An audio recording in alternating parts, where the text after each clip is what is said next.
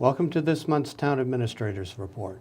I'm David Watts Jr., and with me is our Town Administrator, Steve Mayo. Steve, welcome. Thank you, David. How are you? Doing well. A belated Happy New Year. Yeah, Happy New Year to you. And we're here on the semi-eve, or the eve of perhaps the first snow of this, appreciable snow of this season. This weekend. Yeah, but we have banned that in Wakefield, so it's not going to happen. But yeah. No, this could be Rick Stinson's goodbye. To leave us with a snowless winter, that would be perfect. Perfect. Something to brag about. He misses those snowstorms too much. He really does like them. So another subject for another day. Absolutely. Maybe next month. Maybe next month. But for this month, because there's been a lot of this going on the last 2 years and a lot more coming up, and it's been in the news a lot lately, both here in Wakefield and in Reading for one particular reason. We're going to talk about development in Wakefield and how it's affected by Mass General Laws Chapter 40B, which we tend to talk about a lot in town meeting. Yeah, we talk about it a little bit in town meeting. We Yeah. probably talk about more at the Board of Appeals, but we do a little bit of town meeting anyway. And there have been a lot of projects, Right. big development projects in Wakefield the last few years. Obviously, the ones that are most visible are 600 North on North Avenue, and also Wakefield Station. Yep. Further up at 175 175, which is mixed retail and residency, and a lot more coming too. Let's talk a little bit about why we're in this boom right now and how that's benefiting Wakefield. Well, I think why we're in this boom is because, this building boom is because there is a shortage of residential units in the greater Boston area. I think the governor has come out and made this a huge priority to sustain the economy in Massachusetts. We need more housing as a state to sustain some of the biotech companies, the think tanks, the universities, what have you, in this area. More units are needed. So Wakefield being the greater Boston area, that's part of it. And that Wakefield is desirable on so many issues, at the corner of two major highways, being 93 and 95, probably more importantly, on a commuter rail. Yep. And where you can hop on a commuter train, and if it's going well, you can get into the T in either North Station, or you can switch at Oak Grove, and you can get into Boston that way. Right. So it is very accessible. And buses too. And buses as well, Yep. bus lines Yep. too. It's very accessible. I will tell you that, although not everybody will agree with me, is that Wakefield has a very desirable tax rate when you look at our other communities around us. It has a excellent school system, is a safe community. It has the wonderful lakes Yep. and what have you, wonderful lakes, recreation, the common, brand new middle school, elementary schools, need a little work, but 3 out of 4 of them are spruced up or have been spruced up. Beautiful, walkable downtown. So there's no mystery why it's so desirable and why there's a building boom. Where Chapter 40B comes in, and something we've tried to get ahead of the curve on, is that the state tells Wakefield, tells every community, that 10% of your housing needs to fall in an affordable category, whether that's rentals or homeowners. And what is affordable is what is set by the state. So in the greater Boston area, an affordable home is something that is priced at X, and something that you can only make so much money to be able to be a first-time home buyer and take advantage of that, either as a buyer when you're buying a unit or as a renter when they look at your income too. So the whole backdrop of 40B is that it says, hey, Wakefield and other communities, you have to have 10%. And it actually goes a little bit further than that. There is a rebuttable presumption that you need to have 10%. So what developers will do is they'll come in and they want to maximize their profits, obviously. They want to maximize density on a lot of land. And one thing that they'll say to you is, say, listen, I'm going to come in under a 40B program, which allows them to build more units, and 25% of those units must be affordable. Okay, so that gets you to your 10%. You as a developer can only make so much money, so you've got to put a big prospectus in and have accounting. So that's one tact. One thing we've done in Wakefield, and other communities have done this too, is we have started something a few years ago called inclusionary zoning. And if you remember a town meeting when 40B gets talked about at town meeting, we instituted kind of a railroad circle or railroad development district or a transit-oriented development district that really drew a circle around our stations and said, within this unit, within this area, particularly the downtown, we think it would be great to have a mixed-use property or residential, but we like mixed use because we want the retail or business. And you can have up to you can have greater density, okay?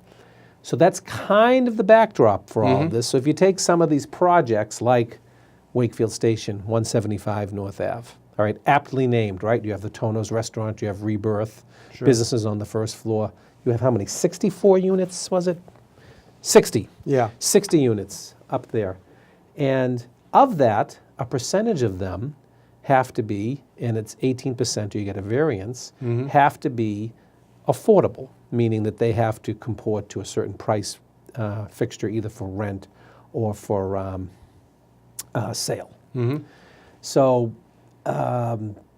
reason why we chose as a community in the planning board process and the town meeting 18% is that we want to get ahead of the curve, right? We don't want to just stay at 10. We want to get so our housing is 10% or above, so we get to call the shots. So someone can't come in and nicely threaten, it's not threatening, that we're going to put a 40B project here, because guess what, Wakefield, you haven't hit 10%. And because you haven't, if you say no from a local zoning perspective, we can go to the state and get that overturned because, Wakefield, you don't have 10%. Right. And then the greater density project can go in, probably without some of the amenities that we might have worked out during the process. So that's in a nutshell how we got to where we are. I will tell you that a lot of these projects are absolutely wonderful, bringing a great new diverse group of people. There's one right near me where I live on Lowell Street. That was an old factory that had been abandoned site for years. In fact, for years it was fenced off, and you had a just a cement, foundation that was end with the drains in it, and Americana was built there, and it's a number of units. That's a rental property, and there's a number of Wakefield citizens who downsized, who have moved in there, who love it, and a number of new citizens that have come in that have moved in here, and I see a lot of them at the bus stop on Vernon and Jackson Lane, or Vernon and Cordes, so I live right there, every morning taking that bus, presumably to Oak Grove, to go to work. So that whole concept worked. Right. And there's beautiful flowers in the building, what have you, so we see a great building that has increased our tax rate and brought a diversification to town, and provided homes for a lot of people, whether they were downsizing or new. So, Because quite frankly, I think there are a number of people out there who look at 40B right, because of some of the ways we've talked about it in town meeting maybe, but who look at it as the developers use that as a weapon against a community, whether it be Wakefield or whomever, that they can't get their way, they use 40B, and now we're stuck. Exactly. It's exactly the way a lot of people view it. A lot of people view it as if it's I've heard people at town meetings say it's tenements, it's subsidized housing, it's this, it's that. And really there's nothing wrong with subsidized housing anyway. Right. Let's call it what it is.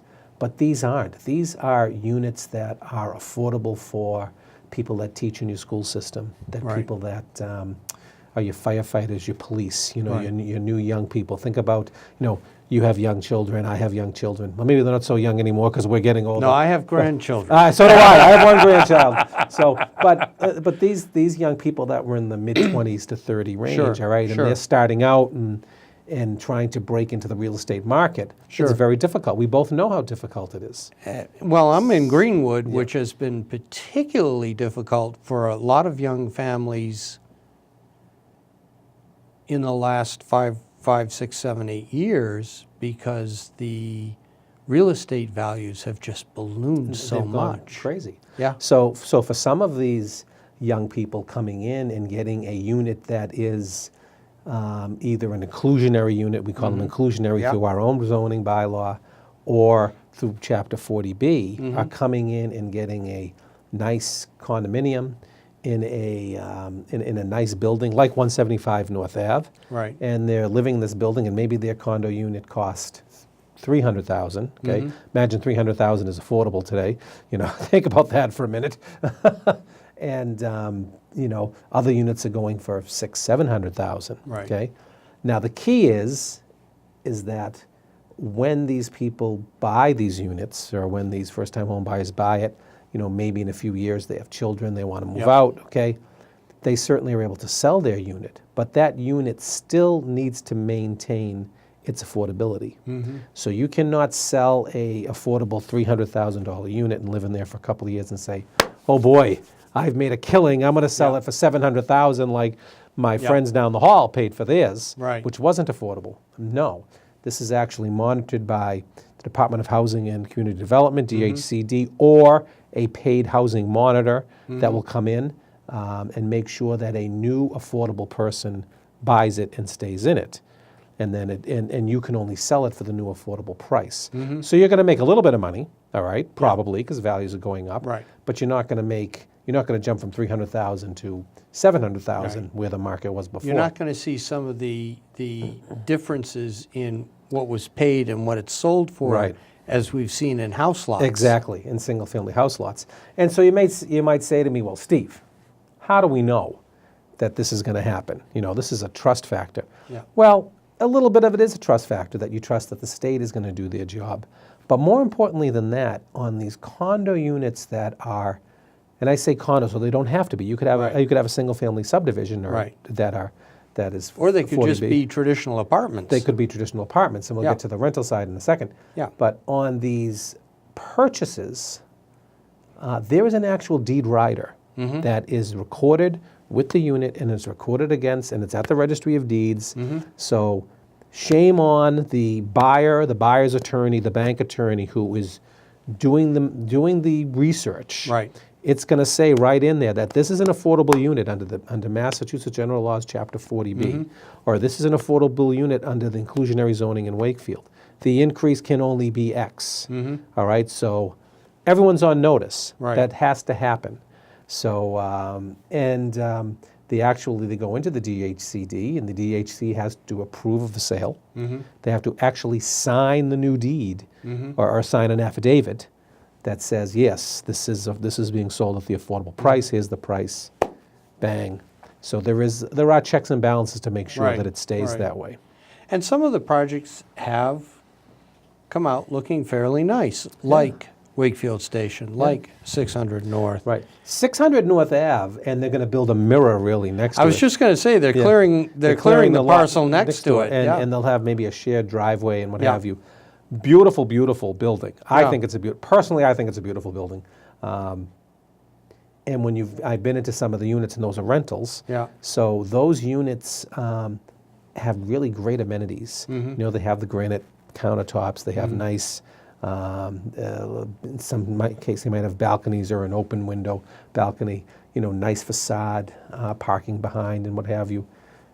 So those are all affordable. Okay, so or a number of them are affordable units. So Yep. and they help and they count towards our inventory. Yep. So then we as a town are controlling our destiny in this area. And I remember, boy, a few years ago we were at very low. We were ripe for anybody to come in and say, you Right. haven't even made any progress on Under this. 5%. Under 5%. So through the work over the last few years, we are now approaching that 10% threshold, Right. which I think says a lot about our commitment as a community to making sure that we provide affordable housing, and a lot of a commitment as a community to making sure that we control part of our own destiny Right. by writing the story that way. So I'm really proud of the work that the Planning Board, Board of Appeals, our town planner, Paul Revis, and town council, formerly Board of Selectmen, for adopting these, and for town meeting for actually going through the debate, talking about it. If you remember on the transit-oriented debate, there was a lot of discussion about that. Yes. At the end of the day, a very good percentage, more than 2/3, voted to go forward and to provide this type of zoning relief. And that brought us places like the place on Main Street, 640 Main Street, Right. okay, which is a mixed use. The old Boyd Home, which could have been a 40B project, but is now under our LIP program, under our inclusionary program, is going to front on the rail to trail. The two projects on North Ave that we talked about, including and the third one, 175 North Ave, Right. that has Tonos and Rebirth, which are great additions to the town of Wakefield, on the train line that we Right. wanted. And apartments, or condominiums, I should say, in there. And maybe these people don't have cars. They Right. take the train, or they have one car. So now we're hopefully reducing our fossil footprint at the same time. So I think there was a lot of good that came from this. Well, and the other And good a lot of is planning. that Wakefield Station, 175 North Ave, cleaned up a serious environmental problem. Very serious environmental problem that we were even concerned with may have migrated towards public property, because you think Right. right next door is the school. Right. It's the Galvin School. So Right. there was, And the playing fields. and the playing field. So there Yeah. was some concern Right. at the time. But yeah, And we're going to see that effect now with the new project at 69 Foundry Street. Right. They also have committed to cleaning up the environmental hazards there as part of the project. And the town in turn has also done a little bit of a give a little back. bit of a give back. So instead of having 18% affordable units, you have 13%. Yeah. So there's not a huge, so it's no Right. give back in money, but it's a give back Right. in, I guess, in profitability Right. to them. But to cover that cost. And, Right. and you're also going to see that whole street being redone as you go down. There's another development, mixed use, that's being proposed.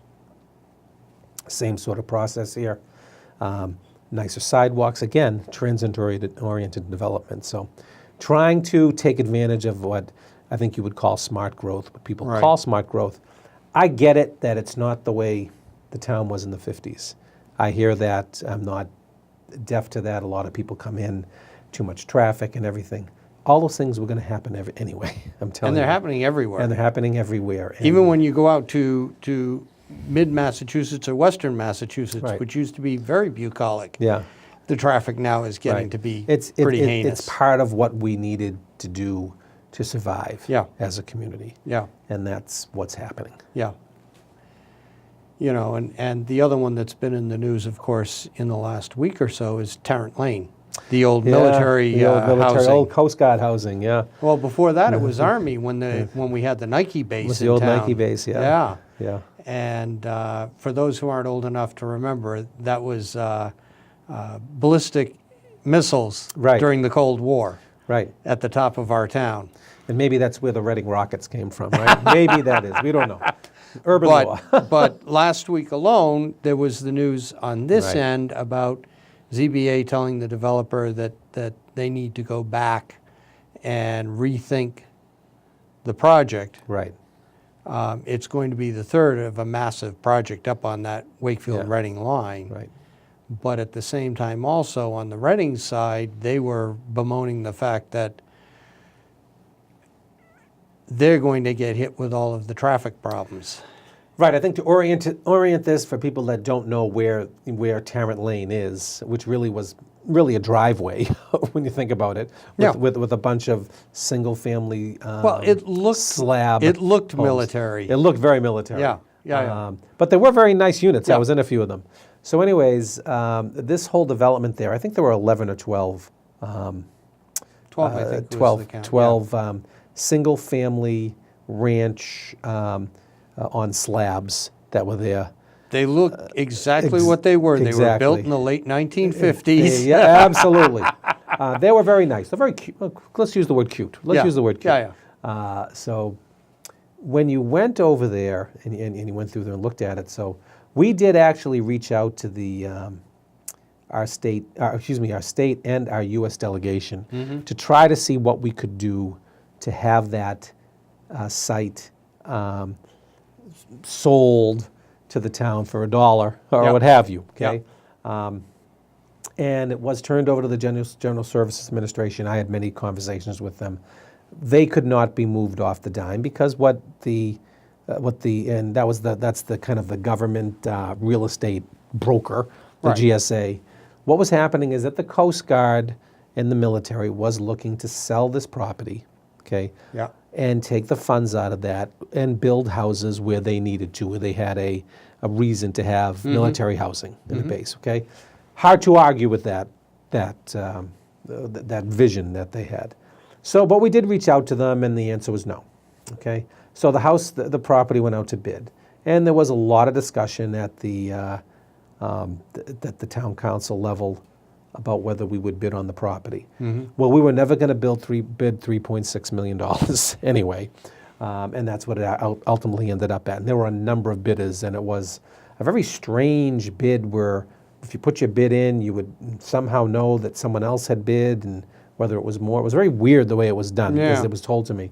And you had to put in money just to do the bids. You had to Right. put like $100,000 in just to be part of the bid process. So I ended up going for $3.6 million. The entity that bought it has approached the town and has said they are going to offer look to, go in front of the Board of Appeals with a 40B project, and they are apartments, so they are going to be apartments, not condos, so there won't Yeah. be home ownership, what have you. 190 units, of which 25%, this is the proposal, 25% will be affordable. So the rental will be according to the state guidelines, and there'll be 1, 2, and 3 bedrooms Sure. sprinkled in there. 190 units. So where this is on, if you were to go up from the lake, you were to go up Prospect Street, take a right on Hopkins, Yeah. and go all the way over 128, where that bridge goes over 128. It's there, right when you cross over the bridge on your right. Right. It's it's nestled in there because part of Wakefield is on the other side of 128. So behind it are a couple of other condo complexes. There is one called, I think, Summit Towers in Reading, and I can't think of the other one's name in Reading right off the bat. Right. So it is in an area that has condominiums and what have you, and is in an area where most of that traffic probably goes down South Street onto Route 28 and disperses that way. So there have been some concerns from Reading. I have been in contact with the Reading town manager, who I'm very good friends with. We do a lot of actual work together and a lot of kibitzing together and commiserating together, maybe more like it. So I understand that they have some concerns, and they actually sent us a very nice letter listing some of the concerns, Yep. traffic-wise and sidewalks here and site distances, which is the same thing we've done on the Wakefield side. Yeah. We have a traffic advisory committee and engineering and police and fire that look at it, who have certain criteria that we want, and then we're sharing that with the Board of Appeals. So the Board of Appeals are considering the whole project, and they will consider this all with Reading's desire for Right. that area and for our desire on the Wakefield side from a traffic and a multimodal transportation, whether it's bikes or walkability, because I'd like to see some nice walkability down to people that maybe are going to go to Bear Hill. Maybe going to walk to Bear Hill. Maybe their members there. Sidewalks are severely lacking Sidewalks in are that lacking. part Exactly. of That's town. something that we pointed out. Yeah. Or maybe they're going to go to Bear Hill and go tobogganing like we used to do right down there Yeah. in the winter. And that's kind of a nice walk from there, if there's sidewalks. So that's something that we have to talk about. And of course, there's the vehicular traffic. So Right. all of those things gets considered by the Board of Appeals. Traffic, drainage, utilities. And they also talk about aesthetics and density. So I think from what I read in the paper is that there was some concern with the aesthetic layout of what was there, and they've asked the developer to come back with some new design for the project. I will tell you that happens in every single project we've seen in front of us. 175 North Ave, the station, did not come in the first day and get their plan blessed. There was Right. a lot of tweaking, and I think our Board of Appeals is very talented in that regard. They have some really sharp people that, whether they're architects or from the building trades or what have you, that try to put the best forward for Wakefield. And I think when you drive by and you look at 175 North Ave, Turned it out well. Turned out well. Yeah. All right. All these buildings, when they go up and it's Yeah. just steel, you say, "Oh, what happened?" But they end up being not so bad, right? Yeah. I think the one at 600 North Ave, the same thing. Board of Right. Appeals went through that. I think it's really a nice building. I think the one on the old Boyd Home site, That's looking like it's going to be 5 very Bennett. nice. Yeah. And they did something interesting is that they actually highlighted the fact that there's a rail trail going through Yeah. there. And a lot of those units are going to face, and that's part of the amenity, that they're right on a rail trail. Sure. And they're going to market them that way, I'm sure. Sure. So all of that with the backdrop of, hey, 18% or a percentage of your units need to be affordable, because guess what? It's the right thing to do, because Right. it does help our young people, our older people stay in Wakefield. Our young people get a leg up here, stay in here. Sure. Our older people. And it brings in a diversity Sure. to the community. So Which we're not seeing bad. more of. Absolutely seeing more of. It's great to see the families that are being attracted to the town now, whether it be in Greenwood where I am or elsewhere in town, and that's just Yeah. fantastic for the town as a whole. Right. So where are we in approaching the 10%? Because that seems to be the magic number that is a state after magic that, number, the right? 40B kind of 40B goes away, but we're Yeah. still going to keep our inclusionary, right? Yeah. And that's not to say we wouldn't entertain one, Right. a 40B. It just means that rebuttable presumption isn't there Right. anymore. We, after when you include Tarrant Lane, if and when that happens, we are 9+, 9.5, 9.75, depending on how the mix comes in. Because Right.